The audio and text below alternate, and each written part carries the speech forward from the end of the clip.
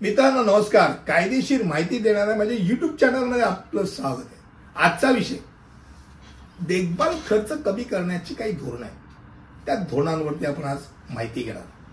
पहिली गोष्ट, देखभाल खर्च कमी करण्यासाठी कोणतेही धोरण नाही. प्रत्येकाची सुरक्षितता आणि सोयी सुनिश्चित करण्यासाठी देखभाल आवश्यकच आहे. पहिलंच वाक्य लक्षात घ्या. तुम्ही काय करू शकता ते म्हणजे व्यर्थ देखभाल दूर करणं किंवा तुमच्या कर्मचाऱ्यांची उत्पादकता वाढवणं. हे दोन गोष्टी तुमच्या हातात आहेत. तेव्हा आपण पटापट बघूया. एक म्हणजे प्रतिबंधात्मक देखभाल. संगणक आहे, लिफ्ट आहे, कीटक नियंत्रण आहे, आग आहे. त्यासाठी एएमसी आवश्यकच आहे की व्यवस्थितरित्या नियमितरित्या आवश्यक त्या इंटरव्हलनी केली जाते की नाही बघा. हे देखभालाचा अंदाज घ्या.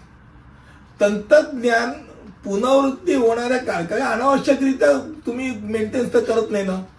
याची जी गरज नाही तरी आपण करतोय. त्याचं दुकान चालवण्याकरता आपलं मेंटेनन्स नसावं हे डोक्यात राहा. पण नियमित तपासणी आणि देखरेख आवश्यक प्रत्येक गोष्टीची. वाळवी लागल्यानंतर वाळवीचं औषध नाही मारायचं. अगोदर मारलं तर वाळवीच लागत, पण वाळवीच लागत नाही म्हणण्यापेक्षा नियमित काही ठराविक कालावधीनंतर जर वाळवीचं औषध व्यवस्थितरित्या मारलं गेलं तर बिल्डिंगचं आयुष्य वाढतं हेही नक्की. तर उच्च गुणवत्तेच्या उपकरणांमध्ये गुंतवणूक करा. हे आपली काय सर्वसाधारण आहे. ते चायना आयटम असतो ना, चला तो चांद तक नाही तो शाम तक, हे असलं काहीतरी घेऊन मग ते स्वतःच्या कपाळावर हात नाही मारायचा. खास करून लिप बीप सारख्या गोष्टीमध्ये चांगल्या क्वालिटीची अगर लिप तुम्ही घेतली तर त्याचं आयुष्य चांगलं असतं. त्याचे जे दोरखंड आहे ते नियमितरित्या आवश्यक त्यावेळेला जर त्याचे रिपेअर्स केले तर कोणी अडकत नाही. त्यानंतर होणारे त्याचे जे काही तोटे आहेत ते तोटे सहन होत नाही. इन्फ्रास्ट्रक्चरचं व्यवस्थापन त्यामुळे सुनिश्चित होतं, चांगलं होतं, चांगल्या गुणवत्तेचं ठेवलं.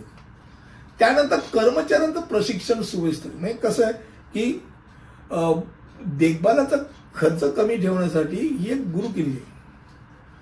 तंत्रज्ञानाचंच नाही तर ते कर्मचाऱ्यांनी समस्या ओळखणं आणि कसे ओळखायच्या आणि खराबी अधिक वेगाने कशी शोधली जाईल हे त्यांना शिकवणं गरजेचं आहे. त्याकरता शोधक प्रवृत्ती पाहिजे. आणि विशेष कार्य सोपवा. बाई तुम्हाला दिलेलं काम काय, ते काम त्यांनी व्यवस्थित करतो की नाही. लिफ्ट म्हणे, वायर म्हणे, अनेक सुरक्षा आहे, स्वच्छता आहे, कीटक नियंत्रण आहे, याच्यावरती नियंत्रण ठेवणार कोण आहे, ती माणसं व्यवस्थित करतायत की नाही हे बघणं गरजेचं. सर्वात महत्वाची ऊर्जा कार्यक्षमता पाहिजे. खास करून सौर तंत्रज्ञान हे आजकाल हिट आहे, आजच्या काळाची गरज आहे. आणि त्याचबरोबर वीजची बचत करणारे एलईडी लाईट असतात. एवढंच काय, एलईडी लाईटच्या पलीकडे जाऊन सांगतो, जिन्यामध्ये अशी स्थिती आहे की तुम्ही जसे जातात तसे ते दिवे मोठे होतात आणि अगदी डीम होतात. तुम्ही ज्या तिथे कोणी नसतं त्या डीम होतात किंवा बंद होतात. लाईटचा वापर कमी होतो, इलेक्ट्रिसिटीचा वापर कमी होतो आणि बचत होते. त्यानंतर मेंटेनन्सची मॅनेजमेंट सिस्टीम एक फॉलो करणं गरजेचं आहे. प्रत्येकाला एक ध्येय पाहिजे की आपल्या कर्मचाऱ्यांना अनुकूल अशी दिनचर्या दिली असणं आवश्यक आहे. तर कोणाला रिपोर्ट करणार, काय काय झालं काय नाही हे सगळं त्यांनी बघितलं तर व्यवस्थित होतं. आणि सर्वात महत्वाची गोष्ट म्हणजे लक्ष असेल, सेक्रेटरीचं लक्ष असेल, अध्यक्षांचं लक्ष असेल, कार्याध्यक्षांचं लक्ष असणं गरजेचं आहे.